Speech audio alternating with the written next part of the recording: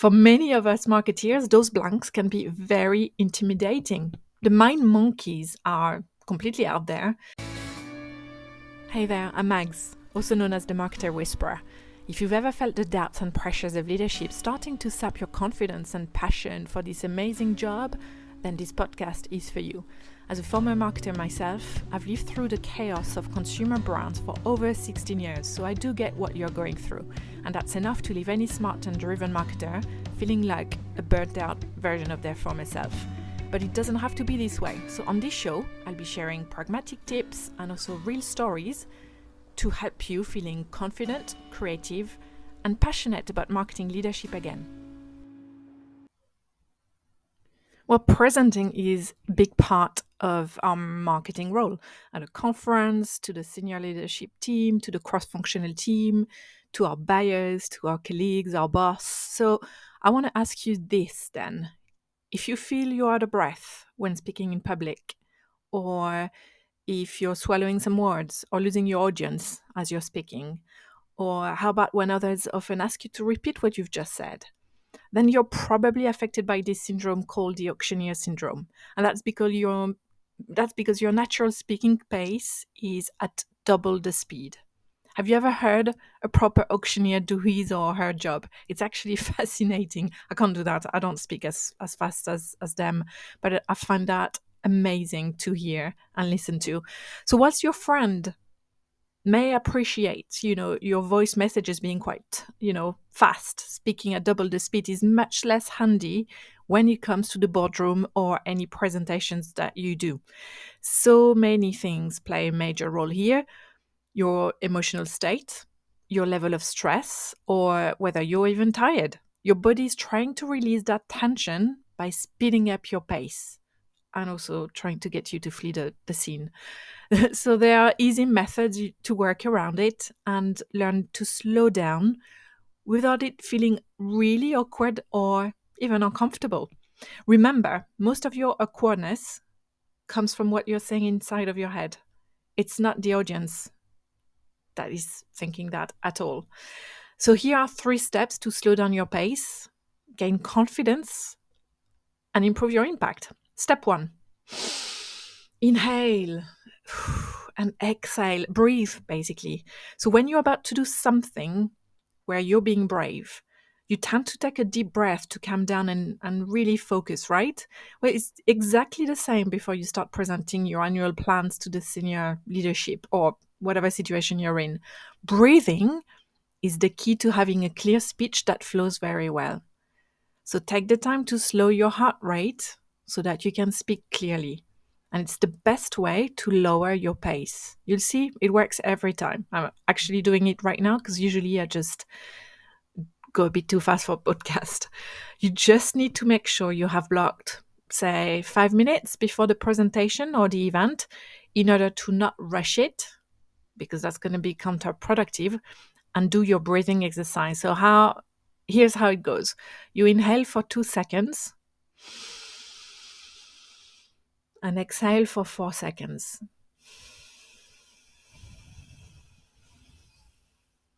And if you're really comfortable with breathing exercises, you can perhaps even double the time.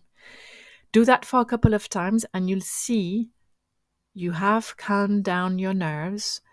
And now we're going to go on to step 2 to work on pauses.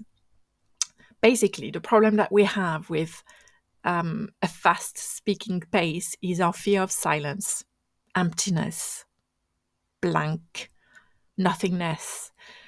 For many of us marketeers, those blanks can be very intimidating. The mind monkeys are completely out there, and we start wondering if our point came across the way we wanted, or if our idea totally crashed and everybody in the room thinks that we're stupid and, why are they even in marketing? They're just doubting our capabilities. And is that right? You have all these thoughts going through your head as you're presenting. So of course you're not focused on the audience. And I used myself to be absolutely scared and hating blanks for a long time in my job as a marketeer, feeling very awkward after just 2 seconds of silence, and basically imagining all sorts of negative things that people in front of me might be thinking. And the last thing I was doing, being present, being focused on reading the room, kind of sensing the dynamics, and actually trying to read the silence. Because being absolutely observant in the moment of what is going on is absolutely crucial. And that was until I realized it was all in my head, my interpretation of the silence. For all I knew, maybe some people needed some self reflection time. Maybe they needed to ponder my suggestion, my initiative. Mm, Silences can sometimes be very, very positive moments, and only when you slow down and you observe what's going on will you know what kind of silences you have in front of you. The absolute opposite to emptiness, in fact. And that's until you realize people use silence in such a powerful way when they present, when they talk, when they have a conversation, in order to land a message with way more impact than it would have if no pauses were made. So, pauses are powerful, yes, because they make your speech or point more impactful. The slower pace makes you pronunciate and really focus on the key points. They help the audience digest the information you've shared. You've gone through, your speech and your story so many times, but this is the first time perhaps for them, or at least in the way you're sharing it or telling this time, it's the first time. You've got to allow them to listen to what you're saying and digest it. Pauses also allow you allow you to breathe, to just stay alive, to stand up straight and anchor yourself in the present where you are, your foot firmly stood on the floor to deliver the rest of your ideas, or even if it's on Zoom. What's as good as silences? Diction. It is just as important because it helps you avoid swallowing the last words of your sentences. Have you ever heard of that well-known exercise, the one with a pencil in your mouth? That's the kind of it's actually the exercise we used to do when I was learning German at school, just to know how to pronounce certain sound. Now that I think of it, but it's also a technique used by really good actors. Why? Because it helps strengthen our tongue muscle and position it correctly for impeccable diction. Lastly, but not the least important, practicing, because it's important to practice making short sentences. The longer your sentences are, the more they sound like justification. And no one needs a justification when you present your NPD pipeline to the leadership team or the board. So practice making short sentences. And when there's a dot at the end of your sentence, you stop. Dot, stop, pause, resume. The last step is indeed practicing. If you want to keep improving, I'm going to give you 3 exercises that you can do at different level. Level one, blah, blah, blah. Level 1, become a slower pace master. So you can choose a text you particularly enjoy. That can be a paragraph from your favorite book. It could be a speech by someone that inspires you. It could be song lyrics even. Read them. Read that text normally and record yourself. Just don't overthink it, just read it as you would normally read it out loud. Then the second time round, practice incorporating silences, pauses, and slower diction, and then record it again. And then listen to both recordings. You'll see that the 2 versions are very different, and the impact and effect it's got on you, the listener. See how you could improve next time for your upcoming presentation. I'm going to do actually an exercise. I'm going to take a completely random book that is not leadership related, I guess. Let me just a second. I'm going to pick one.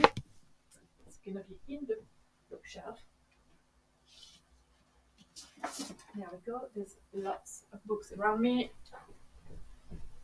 I'm recording this without having prepared, as you can see. So here, I'm going to take, it's a book, A Year in Space by Scott Kelly.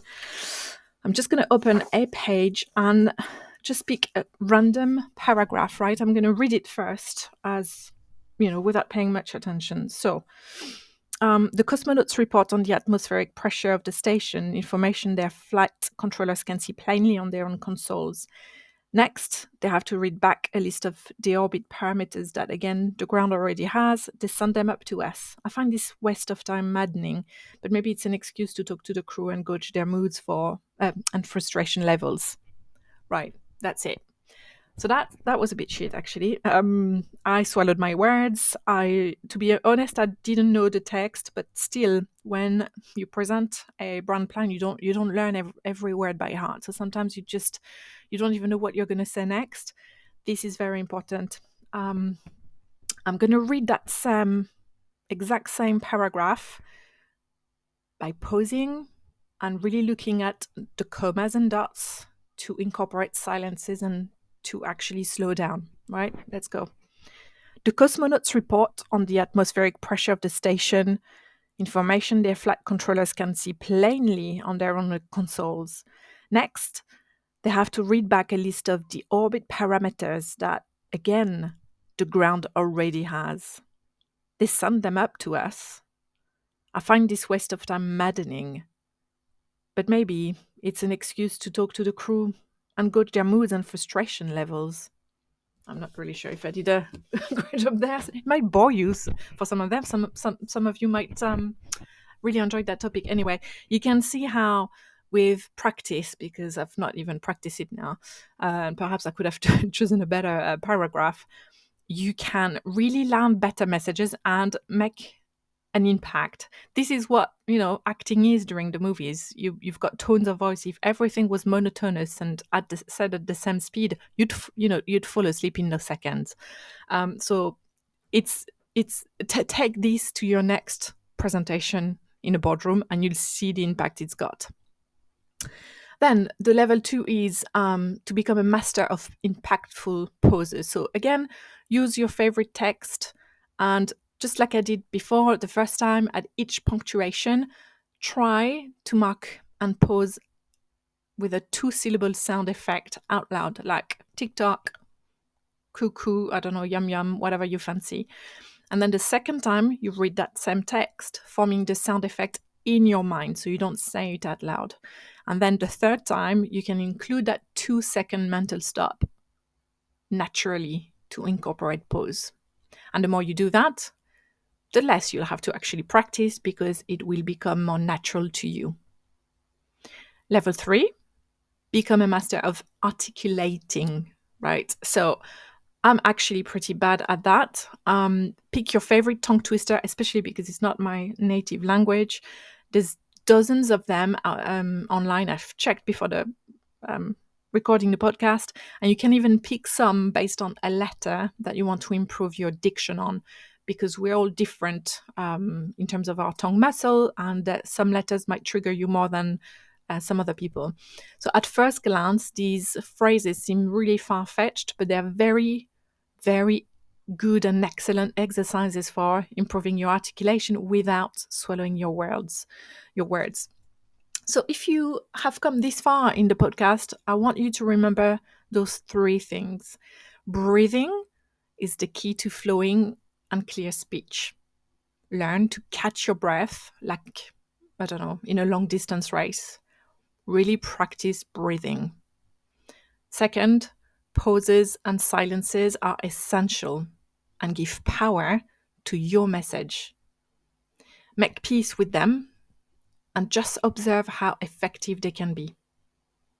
Last one, a better diction helps you speak more slowly. Practice and become a champion of articulating. And I'm going to finish with one more thing. I remember from a presentation, I think, course or something that we did years ago, and it was the way we say one sentence that won't change means something different. So I'm going to give you the example of, say, I didn't say John stole the book. So the first example is going to be, I didn't say John stole the book, which means somebody else said that. And if I said, I didn't say John stole the book, Meaning, maybe I wrote it, I implied it, you know what I mean. The tone was on the say, and if I say I didn't say John stole the book, the meaning is completely different. So not only the pace at which we say stuff is really important, but in fact, the focus and the tone that we give, the accent that we give certain words, accentuate meanings in our speech. So I'll leave you with that. And my dog has just entered the room and is making all these noises. I'll leave you with that and practice and let me know how that goes and the impact that you see as you pause, you breathe, and you dictate. Thank you for joining me on another insightful episode of The Marketing Whisperer. If you found value in this episode, I'd be so grateful if you could leave a rating and a review on the podcast app of your choice. It really would help me reach more marketing leaders like you who could benefit from these insights in return. And I'd love if you would join upon my community of marketing leaders. All details are available on my website, startingblockscoaching.com. And lastly, if you're seeking one-to-one coaching, group workshops maybe for your team, leadership training, marketing expertise or career advice, basically everything that makes you a better marketing leader, feel free to get in touch with me on LinkedIn. Search for Magali Leroux. I don't know how else to pronounce it to make it easier. Speak soon.